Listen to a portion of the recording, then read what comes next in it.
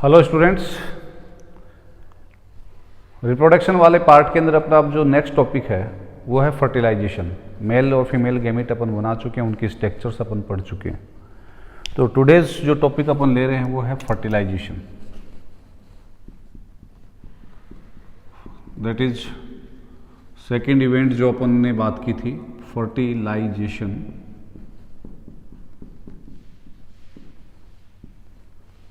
यानी कि fusion of gametes जिसको अपन कह सकते हैं। तो सिंपली अपन ये कह सकते हैं कि गैमेटोजेनेसिस के बाद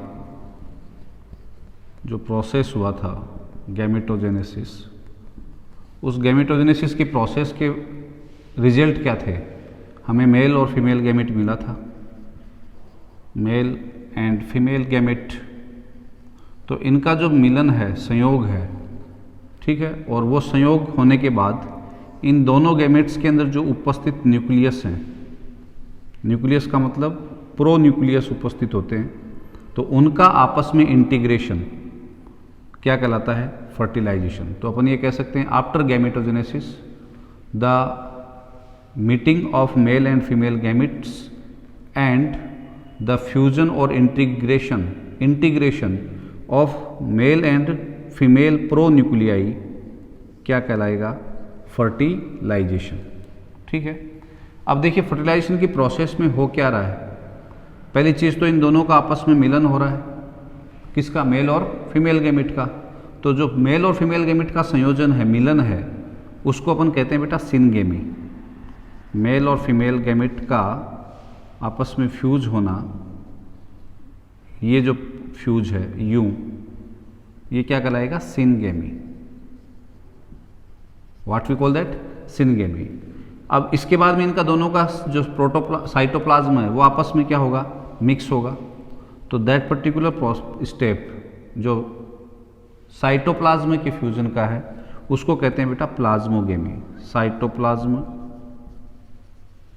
ऑफ बोथ मिक्स होगा एक दूसरे में, तो that will be called plasmogamy. फिर फाइनली उनके जो क्रोमोजोम्स हैं वो आपस में मिक्स होंगे, मिलेंगे। तो क्रोमोजोम मिक्सिंग जो होगी, दोनों की मिक्सिंग, वो कहलाएगी बेटा एम्फी मिक्सिस। ठीक है ना। दीज आर द पर्टिकुलर, अपन ये कह सकते हैं कि एक स्टेप को भी अगर अपन इंटरनली डिवाइड करें तो गैमेट्स का आपस में मिलन, मेल और फीमेल का सिनगेमी, देन उनका प्रोटोप्लाज्म आपस में मिलना या साइटोप्लाज्म में मिलना, वो क्या कहलाता है? प्लाज्मोगेमी। और फिर उनके न्यूक्लियस के अंदर जो क्रोमोजोम्स हैं वो आपस में एक दूसरे में मिक्स होंगे, जुड़ेंगे, एक साथ मिलेंगे एक साथ, तो फिर वो कहलाएगा एम्फी मिक्सिस। ठीक है। नेक्स्ट, अब देखिए इन दोनों के मिलने के बाद, मेल और फीमेल गैमेट के मिलने के बाद जो स्ट्रक्चर बनती है वो क्या है? एक डिप्लॉयड स्ट्रक्चर बनेगी जिसको अपन क्या बोलते हैं? जाइगोट। तो अब अपन डिफाइन कर सकते हैं कि this is the mixing of the male and female gametes which are haploid in nature, and after mixing they will give rise a diploid structure that is called the zygote. So this formation of the zygote by the mixing of the haploid gametes is called the fertilization. Is this clear? तो fertilisation की जो process है उसको अपन define कर सकते हैं इस तरीके से। अब देखिए नेक्स्ट जो है फर्टिलाइजेशन जो है वो कितने, वो है कहाँ पे, हो कहाँ पे रहा है, तो उसकी साइट क्या है। तो साइट के आधार पे अपन फर्टिलाइजेशन को अलग अलग ऑर्गेनिज्म में, अपन पढ़ रहे तो हैं ह्यूमन, लेकिन बाकी का भी अपने को, चूंकि अपन एनिमल किंगडम पढ़ करके आते हैं तो अपने को ये चीज़ें ध्यान में रखनी है। तो जो साइट ऑफ फर्टिलाइजेशन है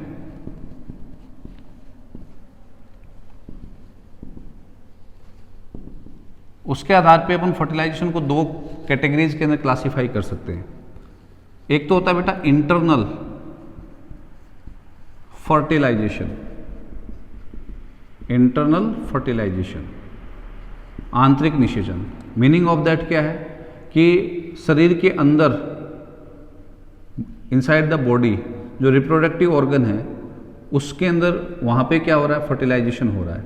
that's mean in case of the human beings, अगर अपन देखें तो ह्यूमंस के अंदर रिप्रोडक्टिव ऑर्गन फीमेल का, जिसका नाम क्या है? फेलोपियन ट्यूब, उसका जो एम्पुला वाला पार्ट है वहाँ पे क्या हो रहा है, फर्टिलाइजेशन हो रहा है। तो inside the body in reproductive structure क्या हो रहा है, मेल एंड फीमेल गैमेट की आपस में क्या हो रही है, मीटिंग हो रही है।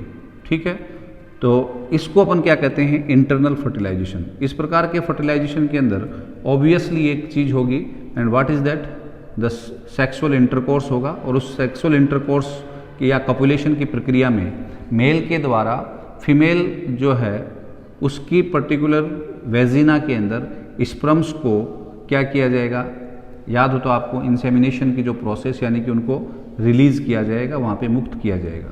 ठीक है, और वो स्पर्म फिर वहाँ पे कैपेसिटाइजेशन करेंगे।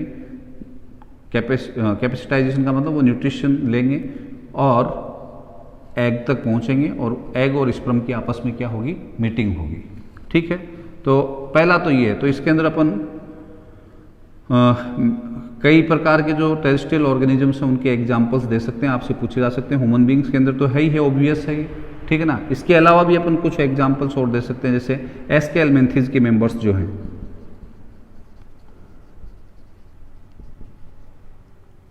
ठीक है ना, उनको अपन ले सकते हैं। इसके अलावा फिर मैंने कहा टेरेस्ट्रियल ऑर्गेनिजम्स, तो रेप्टाइल्स ले सकते हैं, बर्ड्स ले सकते हैं और मैमल्स ले सकते हैं। रेप्टाइल्स, बर्ड्स और मैमल्स। ठीक है, दूसरा जो है वो है एक्सटर्नल फर्टिलाइजेशन। एक्सटर्नल फर्टिलाइजेशन में क्या होता है कि सेक्सुअल इंटरकोर्स के बाद कुछ जीवों में या कईयों में पहले, ठीक है ना, क्या कर दिया जाता है, मेल और फीमेल के द्वारा गैमेट्स को रिलीज कर दिया जाता है। मोस्टली ऐसा एक्वेटिक ऑर्गेनिजम्स में होता है, जिनमें वाटर बॉडी के अंदर वो गैमेट्स को क्या कर देते हैं, रिलीज कर देते हैं। ठीक है, और रैंडमली फिर इन गैमेट्स की आपस में क्या होती है, मैटिंग होती है, यानी कि आपस में मिलन होता है। तो बॉडी के आउटसाइड मेल के द्वारा भी और फीमेल के द्वारा भी गैमेट को सेक्सुअल इंटरकोर्स से गुजरने के बाद अधिकांश में और कुछ में पहले ये गैमेट्स बनने के बाद क्या कर दिया जाएगा, उनको रिलीज कर दिया जाएगा, और फिर वो उस वाटर बॉडी के अंदर तैरते हुए एक दूसरे के कांटेक्ट में आएंगे और फ्यूज करेंगे, रैंडम मैटिंग होगी वहाँ पे उनकी। तो वो जो फर्टिलाइजेशन है वो कहाँ पे हुआ, आउटसाइड द बॉडी, तो उसको अपन क्या कह रहे हैं, एक्सटर्नल फर्टिलाइजेशन। जैसे एम्फीबियंस जो मेंढक वगैरह हैं उनके अंदर ऐसा देखने को मिलेगा, ठीक है ना, इसलिए मैंने उनका नाम लिया। तो इसमें आप मैक्सिमम इनवर्टिब्रेट्स का एग्जाम्पल ले सकते हो, प्रोटोकॉर्डेट्स का ले सकते हो, एम्फीबियंस को आप इसमें क्या कर सकते हो, शामिल कर सकते हो, ठीक है ना। और मोस्ट ऑफ फिशेज के अंदर भी ऐसा देखने को मिलता है। तो amphibians, protochordates, most of fishes, these can be included in this, ठीक है ना, और इनवर्टिब्रेट्स, ठीक, इनवर्टिब्रेट्स जिनके अंदर सेक्सुअल रिप्रोडक्शन पाया जाता है, चाहे वो पोरीफेरा से लेकर के प्लेटिहेल्मिन्थीज, ठीक है ना, ये इसमें आ जाएंगे। ठीक है, तो ये फर्टिलाइजेशन की साइट के आधार पे दो प्रकार का हुआ। इन case of the human beings क्या है, फैलोपियन ट्यूब की एम्पुला में मीटिंग होती है किसकी, मेल और फीमेल गैमेट की। नेक्स्ट, फिर इसके बाद में एक चीज और अपने को ध्यान में रखनी है जिसके बारे में क्वेश्चन पूछा जा सकता है कि फर्टिलाइजेशन के टाइप्स जो है वो क्या हैं। साइट के आधार पे तो अपन ने बता दिया, टाइप्स ऑफ फर्टिलाइजेशन, ठीक है। तो यहाँ पे गैमिट जो बने हैं वो डिफरेंट ऑर्गेनिजम्स में बने हैं या एक ही में बने हैं, एक ही में बने हैं, वो आपस में फ्यूज हो रहे हैं या नहीं हो रहे हैं, उसके आधार पे हम इसको दो पर्टिकुलर टाइप्स में डिवाइड करते हैं। एक होता है बेटा सेल्फ फर्टिलाइजेशन, ठीक है ना। दिस इज पॉसिबल ओनली, किसके अंदर पॉसिबल हो सकता है, अगर वो ऑर्गेनिज्म कैसा हो, मोनोइसियस, यानी कि हर्मोफोर्डाइट हो। हर्मोफोर्डाइट यानी कि मेल और फीमेल गैमिट दोनों एक ही बॉडी में बन रहे हों, दोनों रिप्रोडक्टिव स्ट्रक्चर एक ही जगह पे पाई जा रही हो, यानी कि इनको बाइसेक्सुअल ऑर्गेनिजम्स भी अपन कह सकते हैं। ठीक है, इसका एग्जाम्पल अपन दे सकते हैं टीनिया सोलियम।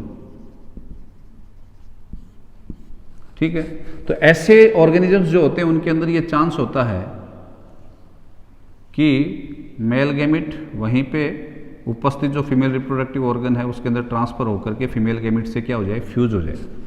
तो उसको क्या कहेंगे, अगर स्वयं का गैमिट मेल गैमिट स्वयं के फीमेल गैमिट से फ्यूज हो रहा है तो फिर उसको अपन क्या बोलेंगे, सेल्फ फर्टिलाइजेशन। लेकिन एक चीज़ मैं आपको बता दूं कि ऐसे ऑर्गेनिजम्स जिनके अंदर बाइसेक्सुअलिटी पाई जाती है उनमें भी मोस्टली हेटेरो फर्टिलाइजेशन ही पाया जाता है सेल्फ फर्टिलाइजेशन की बजाय, यानी कि क्रॉस फर्टिलाइजेशन ही पाया जाता है।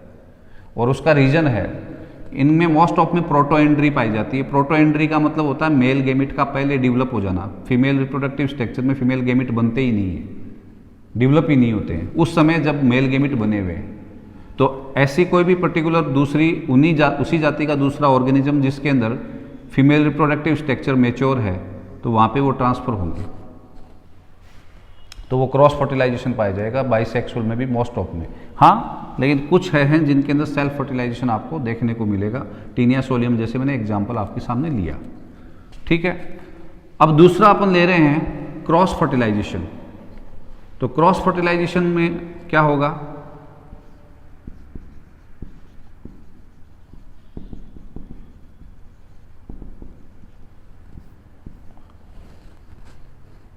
सिंपली अपन ये कह सकते हैं कि ऐसा उन ऑर्गेनिजम्स में मिलेगा जो डायोसियस होंगे। डायोसियस होने का मतलब क्या, मेल एंड फीमेल बॉडी दोनों डिफरेंट अलग अलग होंगी। ठीक है, और मेल गैमिट जो है वो फीमेल गैमिट तक पहुंचेगा, वो साइट ऑफ फर्टिलाइजेशन के आधार पर डिपेंड करेगा कि सेक्सुअल इंटरकोर्स के द्वारा पहुंचेगा या फिर वो बाहर रिलीज कर दिए जाएंगे, यानी कि या तो वेजिना में रिलीज किए जाएंगे या बाहर। तो मेल एंड फीमेल गैमिट्स जो है उनका फ्यूजन, ठीक है ना, ये मोस्टली कारण क्योंकि यहाँ पे ऑर्गेनिज्म है ही कैसा, यूनिसेक्सुअल है। डायोसियस का मतलब ही क्या होता है, when the male and female structures are occurring on the different bodies. ठीक है ना, दोनों अलग अलग शरीर हैं वो जिनके अंदर ये पाए जाते हैं। अब मैंने क्या कहा कि जो मोनोइशियस हैं उनमें भी मोस्ट ऑफ में ऐसा होता है, और उसके पीछे मैंने कारण बताया कि मोस्ट ऑफ में प्रोटो एंड्री। प्रोटो एंड्री का मतलब क्या होता है बेटा, when the male gametes mature before the development या maturement of female gamete. Male gametes की मैच्योरिटी पहले हो जाती है। एक इसी का अगर अपन देखें अपोजिट वर्ड तो फिर वो होता है प्रोटोगाइनी, उसमें उल्टा होता है, मेल गैमिट्स की मैच्योरिटी पहले हो जाती है किससे, फीमेल गैमिट से। ठीक है ना, वो ऑर्गेनिज्म कैसा है, बाइसेक्सुअल है लेकिन उसमें फीमेल गैमिट बन गए, लेकिन क्या नहीं मैच्योर हुए हैं फ्यूजन के लिए, क्या, मेल गैमिट्स। तो ऐसी स्थिति में फिर इनका फ्यूजन दूसरे किसी ऑर्गेनिज्म, इसी जाति के ऑर्गेनिज्म के मेल गैमिट से होगा। तो कौन सा फर्टिलाइजेशन हो गया, क्रॉस हो गया या नहीं हो गया। ठीक है ना, क्योंकि दो अलग अलग के गैमिट आपस में क्या हो रहे हैं, फ्यूज हो रहे हैं। एक के ही आपस में फ्यूज हो रहे थे तो वो कौन सा था, सेल्फ था, ये याद रखना। तो यहाँ पे प्रोटोएंड्री और प्रोटोगाइनी एक मोनोइशियस ऑर्गेनिज्म के अंदर भी अपने आप में सेल्फ फर्टिलाइजेशन को रोकने की एक विधि है, अपन ये कह सकते हैं। तो जो प्रोटोगाइनी है वो कुछ ही ऑर्गेनिजम्स में देखने को मिलती है, जैसे स्पंज जो होते हैं उनके अंदर क्या देखने को मिलेगी आपको, प्रोटोगाइनी देखने को मिलेगी, ये आप, ठीक है ना। मोस्टली के अंदर तो आपको क्या मिलेगी, प्रोटोएंड्री। ये मैंने एक अपवाद बता दिया, जो ऑर्गेनिजम्स मोनोइशियस हैं उनमें मोस्टली में प्रोटोएंड्री पाई जाती है। स्पंज जैसे ऑर्गेनिजम्स हैं उनके अंदर मैं आपको ये बता रहा हूँ कि उनमें प्रोटोगाइनी पाई जाती है। लेकिन दोनों ही चीज़ें किसको बढ़ावा देती हैं, क्रॉस फर्टिलाइजेशन को। इज दिस क्लियर, ठीक है। नेक्स्ट, अब अपन ह्यूमन और बाकी कुछ दूसरे ऑर्गेनिजम्स को साथ लेकर के फर्टिलाइजेशन की मैकेनिज्म को डिस्कस करेंगे कि फर्टिलाइजेशन की जो प्रोसेस है, मोस्टली अपना फोकस होगा ह्यूमन रिप्रोडक्शन है, तो ह्यूमन के अंदर जो फर्टिलाइजेशन की प्रोसेस है वो क्या है। तो mechanism of fertilisation we will discuss about this, ठीक है। तो निषेचन की जो मैकेनिज्म है उसको अपन सिंपली 3 पर्टिकुलर पॉइंट्स के अंदर क्या कर सकते हैं, डिवाइड कर सकते हैं, क्लासिफाई कर सकते हैं। पहली जो स्टेप होगी उसमें क्या होगा, जो स्पर्म है, मेल गैमेट है, वो अप्रोच करेगा किधर, एग तक पहुंचने की, टुवार्ड्स द एग। तो पहला जो स्टेप होगा वो क्या होगा, दिस इज द अप्रोच का स्टेप है, ये अपन ये कह सकते हैं approach of sperm towards egg, this is the first one. और जब वो अप्रोच कर जाएगा, अप्रोच करने में कामयाब हो जाएगा, वहां तक पहुंच जाएगा, तो जो सेकंड चीज होगी वो क्या करेगा, वो स्पर्म एंट्री करेगा किसके अंदर, एग के अंदर। Entry of sperm into egg, this will be the second step, ठीक है। एंड जब वो इंटर कर जाएगा तो एग के अंदर एक्टिवेशन होगा, एक्टिवेशन ऑफ एग, और एग के अंदर एक एक्टिवेशन होगा तो what will happen there, fusion of, फिर क्या होना है, प्रोन्यूक्लियाई। प्रोन्यूक्लियाई किसके, मेल एंड फीमेल गैमेट के प्रोन्यूक्लियाई है, उनका आपस में क्या हो जाना है, फ्यूजन हो जाना है, यानी कि एम्फीमिक्सिस तक चीज पहुंचनी है, प्लाज्मोगेमी एंड देन एम्फीमिक्सिस। क्योंकि अप्रोच हो गई है, वहां पे क्या हो गया, पहला पार्ट तो हो गया सिनगेमी तो, लेकिन उसके बाद में जो अप्रोच होना है उसके बाद क्या होगा, प्लाज्मोगेमी, दोनों का साइटोप्लाज्म आपस में मिक्स होगा, और फाइनली क्या, दोनों के न्यूक्लियस का आपस में फ्यूजन होगा। तो we will discuss about these points, अपन इनके बारे में अपन बात करेंगे एक एक करके। सबसे पहला मैं ले रहा हूं बेटा क्या, approach of sperm towards the egg, यानी कि स्पर्म का कहां तक पहुंचना, एग तक पहुंचना, ठीक है ना। तो ये एक इंसिडेंटल अपन ये कह सकते हैं कि संयोगवश होने वाली घटना होती है, ठीक है ना। कारण लगभग 1.5 मिलियन के करीब, अपन ये कह सकते हैं 1.5 से 2 मिलियन जो पर्टिकुलर स्पर्म्स हैं वो सेक्सुअल इंटरकोर्स के दौरान वेजिना के अंदर एक मेल के द्वारा मुक्त किए जाते हैं, ठीक है। और इस वेजिना के अंदर ये स्पर्म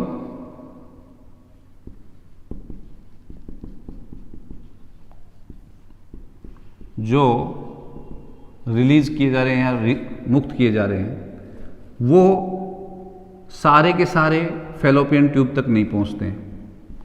कितने तक पहुंचते हैं, 100 तक पहुंचेंगे, कहाँ पे, फेलोपियन ट्यूब तक। और उनमें से भी कोई एक जो है वो एंटर करने में कामयाब होगा। तो इसका मतलब जो स्पर्म्स की जो गति है वो कैसी है, रैंडम मूवमेंट होता है। अप्रोच के अंदर पहला पॉइंट अपने को ध्यान में रखना, there will be the random movement of the sperms, ठीक है ना। और देयर कौन सा पहुंचेगा, वो एक इंसिडेंटल है। अब यहां तक अंडे तक पहुंचना और उससे फ्यूज होना, इसके लिए क्या अडेप्टेशन पाए जाते हैं। तो पहला अडेप्टेशन तो क्या है कि नंबर ऑफ स्पर्म क्या है, बहुत ज़्यादा है, जो मैंने बताया 200 मिलियन, ठीक है। जबकि एग एक है फेलोपियन ट्यूब में, तो ये हजारों लाखों करोड़ों यहाँ पे भाग रहे हैं, तो इनमें से कोई ना कोई तो पहुँचेगा। दूसरी बात, स्पर्म की साइज से कई गुना साइज बड़ी होती है किसकी, एग की। तो फेलोपियन ट्यूब में जब ये हैं तो इसकी सरफेस एरिया इसका ज़्यादा है, तो किसी न किसी स्पर्म के यहाँ पे अटैच होने के चांसेस क्या हो जाते हैं, बढ़ जाते हैं। ये दूसरा पर्टिकुलर इंपॉर्टेंट पॉइंट है। टेक्निकल पॉइंट्स पे तो अपन आएंगे, लेकिन ये कि ये रैंडम मैटिंग होती है और स्पर्म एग तक पहुँचता है और उसकी अप्रोच होती है, उससे फ्यूज होता है, जुड़ता है, तो इसके पीछे कौन सी चीज़ें हैं जो सपोर्ट कर रही हैं। तो सपोर्ट करने के पीछे जो रीजन बताया, एक तो एग की साइज बड़ी होना और एक स्पर्म्स की संख्या का क्या बनना, बहुत ज़्यादा मात्रा में बनना, ठीक है। ये जो स्पर्म मूवमेंट करते हैं फेलोपियन ट्यूब की ओर, 1.5 मिलीमीटर पर मिनट इनकी रेट होती है क्या, गति करने की, ठीक है ना। और वेजाइना के अंदर इनका कैपेसिटेशन होता है, यानी कि क्षमता अर्जित करते हैं ये, कारण वेजाइना के अंदर इनको न्यूट्रिटिव सब्सटेंसेज जो है वो, इनका पोषण जो है वो इनको प्राप्त होता है, ये प्राप्त करते हैं वहाँ पे। और वैसे फ्रक्टोज सीमन में होता ही है जो इनके लिए फ्यूल का काम कर रहा होता है। अब देखिए, ये तो हो गया वो अडेप्टेशन जो अप्रोच करवाने में मदद कर रहे हैं। अब जब अप्रोच हो रही है, ठीक है ना, तो अब देखिए यहाँ पे टाइम है, नई जो पर्टिकुलर स्टडीज़ हैं वो तो ये कह रही हैं कि 6 घंटा, ओव्यूलेशन के 6 घंटे के अंदर फर्टिलाइजेशन हो सकता है। लेकिन 12 से 24 घंटे मानते हैं। और स्पर्म की जो वेजिना के अंदर या फीमेल रिप्रोडक्टिव ट्रैक्ट के अंदर जो एज हो सकती है वो 1 से 3 दिन हो सकती है। तो ओव्यूलेशन हुआ उसके 6 घंटे पहले या 12 घंटे पहले भी क्या हुआ है, सेक्सुअल इंटरकोर्स हुआ है, तो भी एग के फर्टिलाइज होने के चांसेस हैं। क्यों? क्योंकि स्पर्म 1 से 3 दिन तक यहाँ पे सर्वाइव कर सकते हैं। और ओव्यूलेशन के 6 घंटे बाद, पहले की स्टडी तो कह रही है 24 घंटे तक ये एग स्पर्म से क्या हो सकता है, फर्टिलाइज हो सकता है। ठीक है ना। तो दिस इज नॉट नेसेसरी कि at the time of ovulation ही क्या हो रहा हो, सेक्सुअल इंटरकोर्स हो रहा हो। बिफोर दैट अगर हुआ है, क्योंकि स्पर्म वहाँ पे 3 दिन तक सर्वाइव करेगा, तो ओव्यूलेशन के 6 घंटे तक की सर्वाइवल एज है किसकी, स्पर्म की, तो वो फर्टिलाइज कर जाएगा। ओव्यूलेशन के बाद 6 घंटे तक का टाइम, जैसे 2 दिन पहले सेमिना के अंदर वेजाइना के अंदर स्पर्म्स को रिलीज किया गया है और 2 दिन बाद आज ओव्यूलेशन हुआ है, तो अभी स्पर्म की सर्वाइव करने के यहाँ पे चांसेस कितने हैं, 3 दिन तक, तो 2 ही दिन हुए हैं, तो ये फर्टिलाइजेशन हो सकता है। Is this clear? तो अब देखिए टेक्निकली ऐसी क्या चीजें हैं। तो एक साइंटिस्ट थे जिनका नाम था लिली, नाम ध्यान में रखेंगे, लिली। उन्होंने ये बताया कि एग जो है उसकी सरफेस पे एक स्पेसिफिक म्यूकोपॉलीसेकेराइड पाया जाता है, यानी कि ग्लाइकोप्रोटीन। ग्लाइकोप्रोटीन किसकी सरफेस, सरफेस ऑफ एग, जिसका नाम होता है बेटा ध्यान में रखना फर्टिलाइजिन। एग की सरफेस के ऊपर there is presence of fertilizin glycoprotein. तो फिर एक दूसरे साइंटिस्ट हुए जिनका नाम था बेलेंस्की। उन्होंने कहा कि स्पर्म की सरफेस पर भी, हेड की जो सरफेस है स्पर्म हेड की, उस सरफेस पे भी एक प्रोटीन पाया जाता है, एक ऐसा यूनिट पाया जाता है जो एसिडिक प्रोटीन है। प्रोटीन जो उपस्थित है वो कैसा है, एसिडिक प्रोटीन, और उसको क्या कहा जाता है, एंटी फर्टिलाइजिन। तो on the surface of egg क्या है, फर्टिलाइजिन, ये ध्यान में रखना। On the surface of sperm क्या है, एंटी फर्टिलाइजिन। तो इन्होंने आगे जो स्टडीज थी उसमें क्या बताया कि फर्टिलाइजिन और एंटी फर्टिलाइजिन दोनों स्पेसिफिक होते हैं, स्पीसीज स्पेसिफिक होते हैं। ऐसा नहीं है कि हर कोई स्पर्म जो हर किसी एग के साथ फर्टिलाइज हो जाएगा। ये स्पीसीज स्पेसिफिक होते हैं और दोनों एक दूसरे को पहचानते हैं, यानी कि this protein specification is we can say exposed by the egg and sperm, दोनों के द्वारा ये प्रोटीन स्पेशलाइजेशन शो किया जा रहा है। एग की सरफेस पे फर्टिलाइजिन है और स्पर्म की सरफेस के ऊपर एंटी फर्टिलाइजिन है, और ये दोनों आपस में एक दूसरे के प्रति विशिष्टता दर्शाते हैं और एक दूसरे को जुड़ने में, एग को और स्पर्म को आपस में चिपकने में क्या करते हैं, मदद करते हैं। ठीक है। आफ्टर दैट ये भी क्लियर हुआ कि एक और प्रोटीन फर्टिलिन नाम का जो है वो भी पाया जाता है, जो फर्टिलाइजेशन की प्रोसेस को इन्हेंस करता है, सपोर्ट करता है। अब ये फर्टिलाइजिन और एंटी फर्टिलाइजिन पाए जाते हैं, इसका एक सिंपल सा एग्जांपल आप देख सकते हो कि सी अर्चिन जो है उसके एग्स को अगर अपन सी वाटर में रखेंगे, समुद्र के पानी में रखेंगे, तो पानी गाढ़ा हो जाएगा, जल जो है वो गाढ़ा हो जाएगा। ठीक है ना। उस गाढ़े पानी को फिर आप एग वाटर कह सकते हैं, एग वाटर। तो वहाँ पे उस एग वाटर के अंदर आप क्या देखेंगे, स्पर्म्स जो है वो, जो एग वाटर है वो कैसा होगा, लसा होगा, जिसमें स्पर्म्स क्या कर सकते हैं, चिपक सकते हैं। ठीक है ना। तो कोगुलेशन की प्रोसेस होती है वहाँ पे, शुक्राणु जो है ना वो सी अर्चिन के जो शुक्राणु हैं उस एग वाटर में चिपक जाते हैं अगर आप डालोगे तो उसमें। कारण उस एग वाटर में क्या है, सी अर्चिन के एग के बाहर के ऊपर उपस्थित वो पर्टिकुलर प्रोटीन जो शुक्राणु को चिपकने में मदद करते हैं। Is this clear? तो कोगुलेशन की जो या एग्लूटिनेशन की जो प्रोसेस होती है, उस एग्लूटिनेशन की प्रोसेस के पीछे रीजन ये क्या होता है कि 2 यूनिट एक दूसरे के क्या हों, कॉम्प्लीमेंट्री हों, तभी एग्लूटिनेशन हो सकता है। जैसे एंटीजन एंटीबॉडी वाली रिएक्शन में होता है, ये 2 यूनिट ए और बी एक दूसरे के क्या होनी चाहिए, कॉम्प्लीमेंट्री होनी चाहिए। तो फर्टिलाइजिन और एंटी फर्टिलाइजिन की प्रेजेंस हम वहाँ पे इजीली चेक आउट कर सकते हैं, किसके केस में, सी अर्चिन के केस में। Is this clear? तो ये इंपॉर्टेंट है, हमें ध्यान में रखना। अब यहां पे स्पर्म चिपक रहा है किसके ऊपर? एग की सरफेस के ऊपर, ठीक है। कुछ समय बाद इसी चीज को सपोर्ट कर दिया फिर किसने?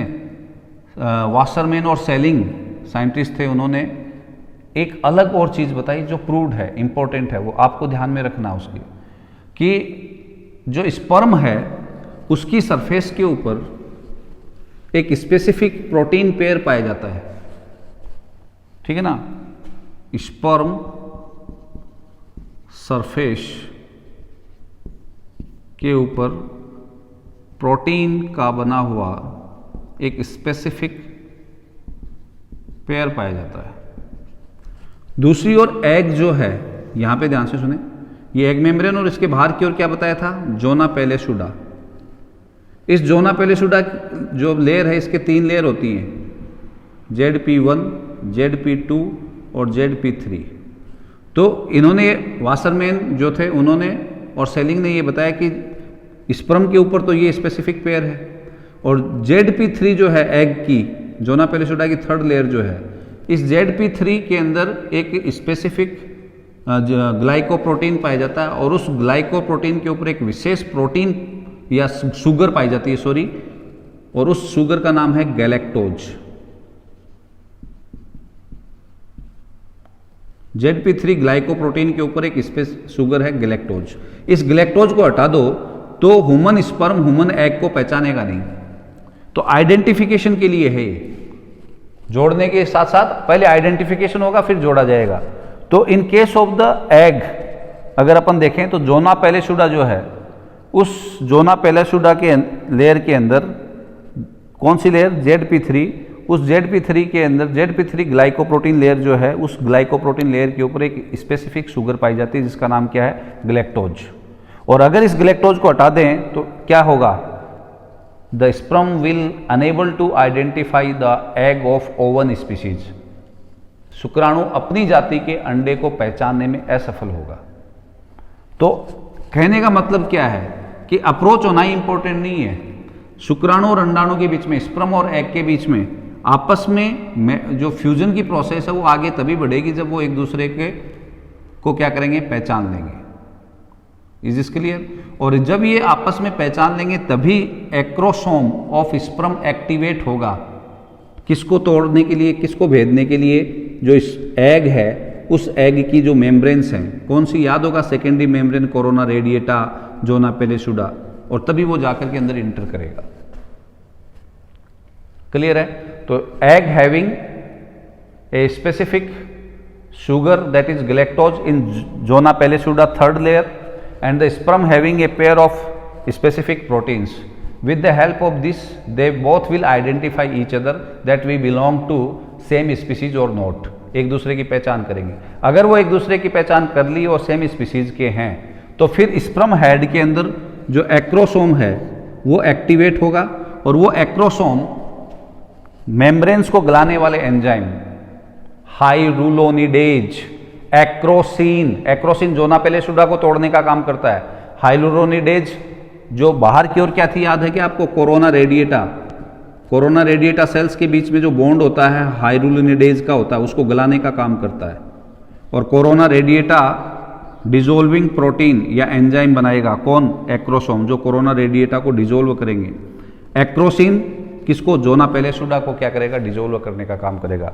तब जाकर के स्पर्म जो है ना वो एग की मेम्ब्रेन के जाकर के चिपकेगा। पहले तो बाहर सरफेस पे चिपका था, अब वो यहां पे चिपका है, लेकिन ये यहां तक पहुंचा किसके बाद में है? आइडेंटिफिकेशन के बाद। और वो आइडेंटिफिकेशन किसने करवाया? ZP3 के गैलेक्टोज शुगर ने और स्पर्म की सरफेस पे पाए जाने वाले पेयर ऑफ स्पेसिफिक प्रोटीन ने। Is this clear? ये आपको ध्यान में रखना है। फर्टिलाइजिन और एंटी फर्टिलाइजिन जो हैं, इसका मतलब किसके रूप में काम कर रहे हैं? They are working as lock and key. Fertilizin as lock and anti fertilizin of sperm as key. Is this clear? ये नाम और ये जो मैंने उपनाम उनको दिया है ये ध्यान में रखना। Is this clear? Always the fertilisation will be intra specific. जो फर्टिलाइजेशन है वो इंट्रा स्पेसिफिक होगा, अंतः जातीय होगा, ये ध्यान में रखना। अब इनकी जो मीटिंग है इसमें और कौन मदद करेगा? तो there are some hormones also helping in the process of fertilisation. ठीक है, और वो हार्मोन्स कौन से हैं? ये जो अप्रोच के बाद में अपन इंटर कर रहे हैं धीरे धीरे किसके अंदर? Entry of sperm in the egg. ठीक है ना, तो ये जो प्रोसेस है अप्रोच से आगे अब बढ़ेंगे अपन, तो उसमें मदद और कौन करेगा? अप्रोच वाली प्रक्रिया में और एंट्री में मदद कौन करेगा? तो मैंने क्या कहा अभी कि there are some hormones which are also helping the process of fertilisation. Fertilisation की प्रोसेस को वो क्या कर रहे हैं? हेल्प कर रहे हैं। और ये दोनों तरफ से होते हैं, both the particular side, mail and female, दोनों साइड से आपको क्या मिलेंगे? हार्मोन्स मिलेंगे। जो स्पर्म है उसकी सरफेस पर आपको दो हार्मोन मिलेंगे। एक होगा बेटा एंड्रोगेमोन फर्स्ट और दूसरा होगा बेटा एंड्रोगेमोन second.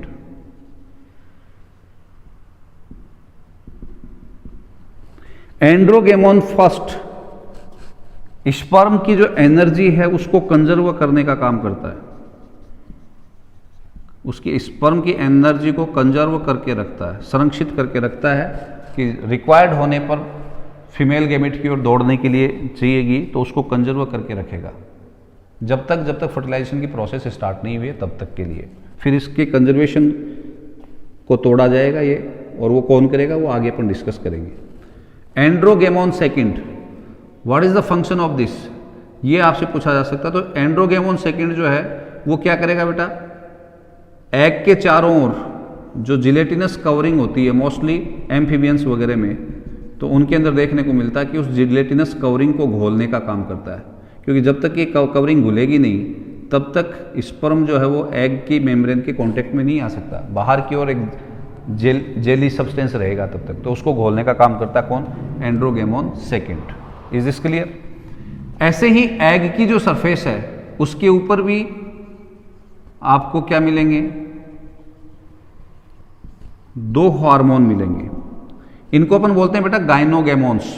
What we call them? Gynogamones. तो ये भी दो प्रकार के होंगे, गाइनोगेमोन फर्स्ट और गाइनोगेमोन सेकेंड। इस गाइनोगेमोन फर्स्ट का क्या काम है? यहां पे मैंने अभी थोड़ी देर पहले कुछ आपको बताया था ना कि ये एंड्रोगेमोन फर्स्ट स्पर्म की जो एनर्जी है उसको कंजर्व करके रखता है। तो ये क्या करता है? गाइनोगेमोन एंड्रोगेमोन फर्स्ट को न्यूट्रल कर देगा। न्यूट्रल कर देगा तो ये स्पर्म क्या हो जाएगा? क्योंकि अभी तक तो उसकी एनर्जी कंजर्व थी, एनर्जी खर्च नहीं हो रही थी, तो इसलिए वो एक्टिव नहीं था। गाइनोगेमोन सेकेंड एंड्रोगेमोन फर्स्ट को न्यूट्रल कर देगा तो फिर स्पर्म क्या हो जाएगा? एक्टिव हो जाएगा। क्यों? क्योंकि ये अपनी एनर्जी को यूज कर पाएगा। कौन? स्पर्म। और जो गाइनोगेमोन सेकेंड है उसका काम क्या है? ये स्पर्म के हेड को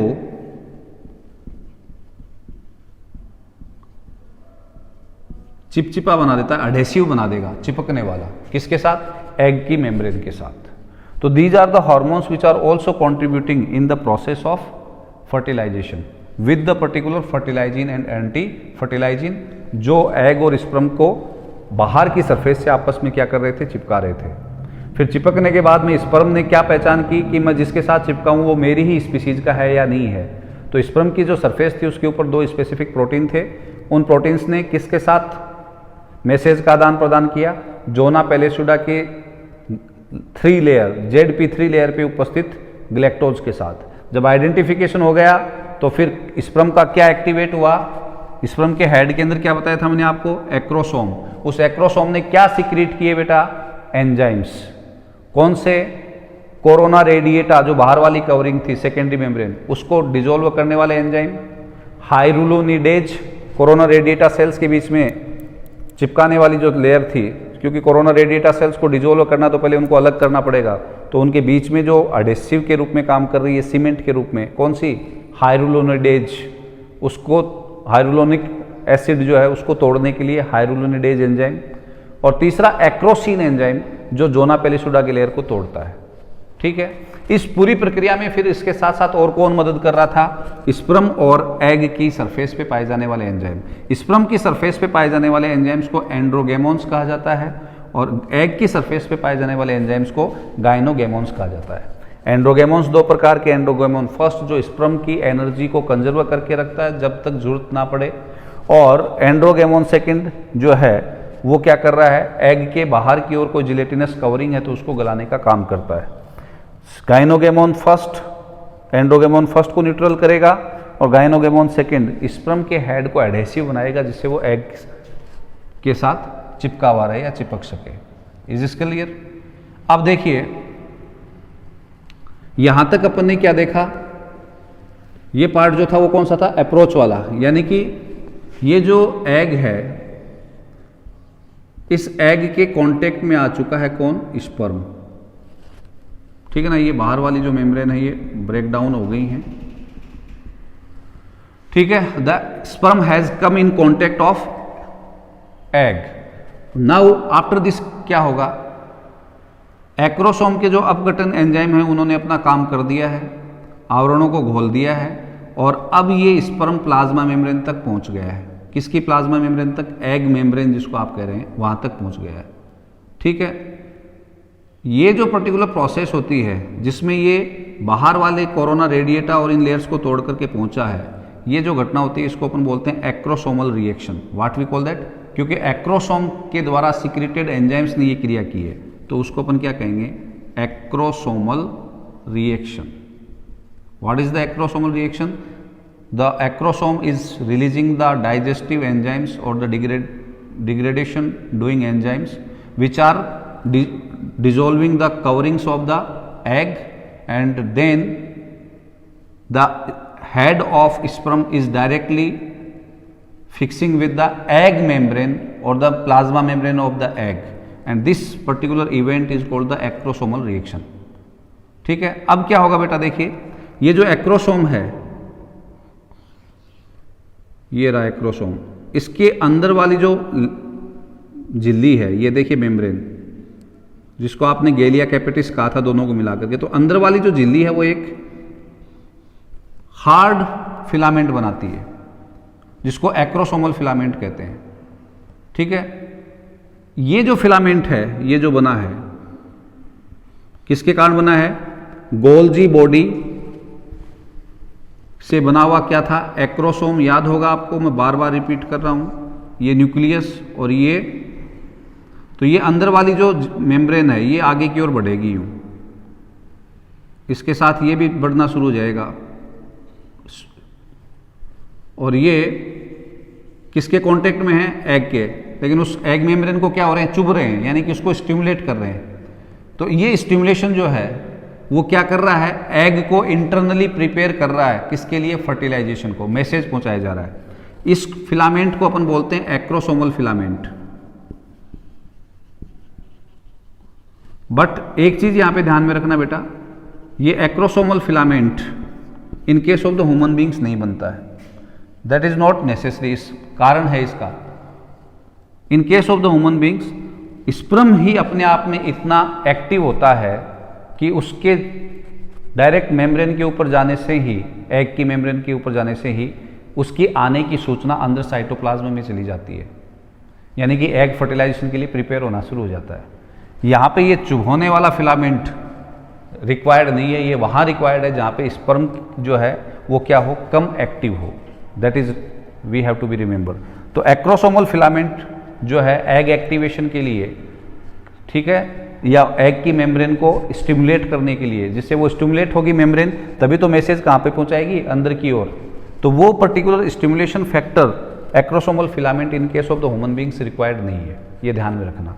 और उसका रीजन आपसे पूछा जाए तो आप उत्तर यही देना कि इन case of the human beings जो स्पर्म्स हैं वो ऑलरेडी खुद इतने एक्टिवेट होते हैं कि उनको फिलामेंट की रिक्वायरमेंट नहीं है। अब आपसे ये पूछा जा सकता है कि मेमेलियन स्पर्म जो है उनके अंदर ये फिलामेंट क्यों नहीं बनता है, तो आप ये लिखेंगे कि itself sperm will stimulate the egg membrane of egg because these are more active, जो एक्टिव होते हैं। और उसके पीछे आपसे रीजन पूछा जाए तो आप ये दो रीजन दे सकते हैं कि there are 2 spots in case of the male reproductive system, जहाँ पे मेल रिप्रोडक्टिव सिस्टम और फिर फीमेल रिप्रोडक्टिव सिस्टम में 2 स्पॉट ऐसे बनते हैं जहाँ पे स्पर्म्स क्या होते हैं, एक्टिव होते हैं या एक्टिविटी को रिटेन करते हैं, ग्रहण करते हैं।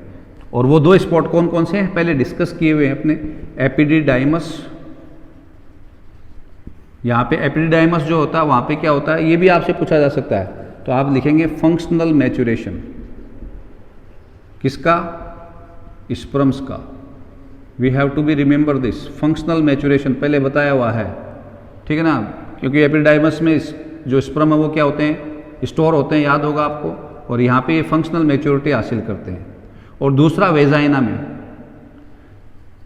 दूसरा वेजाइना, वहाँ पे जो घटना होती है उसको बोलते हैं योग्यता अर्जन इन हिंदी, और इंग्लिश के अंदर बोलते हैं बेटा कैपेसिटाइजेशन, कैपेसिटेशन भी बोल देते हैं, कैपेसिटेशन इन वेजिना, जहाँ पे वेजिना के द्वारा सिक्रेटेड लिक्विड जो है उसमें जो न्यूट्रिएंट्स होते हैं उनको क्या करेंगे, स्पर्म यूज़ करेंगे, ठीक है ना, एज ए न्यूट्रिएंट उसको यूज़ करेंगे और क्या हो जाएंगे, एक्टिव हो जाएंगे। वो जो घटना होगी वो क्या कहलाएगी, कैपेसिटेशन। तो ऐसी स्थिति में स्पर्म अपने आप में खुद ही एक्टिवेट है, तो उसकी जुड़ने पर ही इतनी एनर्जी ट्रांसफर हो जाएगी अंदर, कहाँ पे, एग के अंदर की ओर, कि एग अंदर से तैयार होना शुरू हो जाएगा, किसके लिए, फर्टिलाइजेशन के लिए, ठीक है। अब देखिए फर्स्ट मैसेज एग के इनसाइड किसने पहुंचा दिया, इटसेल्फ, स्पर्म ने। तो फर्टिलाइजेशन के लिए इन case of the human beings first messenger कौन हो गया, अरे फर्स्ट मैसेंजर कौन हो गया, खुद स्पर्म हो गया, ठीक है ना। अब इस फर्स्ट मैसेज के कारण, ध्यान से सुने, जो उद्दीप स्टिमुलेशन दिया है एग मेम्ब्रेन को, उसके कारण क्या होगा बेटा, एग मेम्ब्रेन, ये फर्स्ट मैसेज खुद स्पर्म दे रहा है इन case of the human beings, egg membrane यानी कि ये जो एग की प्लाज्मा मेम्ब्रेन है, उस प्लाज्मा मेम्ब्रेन में एक स्पेसिफिक एंजाइम पाए जाते हैं, वो एंजाइम एक्टिवेट हो जाता है, स्टिमुलेट हो जाता है, ठीक है। उस एंजाइम का नाम है adenylyl साइक्लेज, adenylyl साइक्लेज, this enzyme will be activated. और ये जो एडिनाइल साइक्लेज है ये क्या करेगा, साइक्लिक एएमपी की फॉर्मेशन करेगा, it will form the cyclic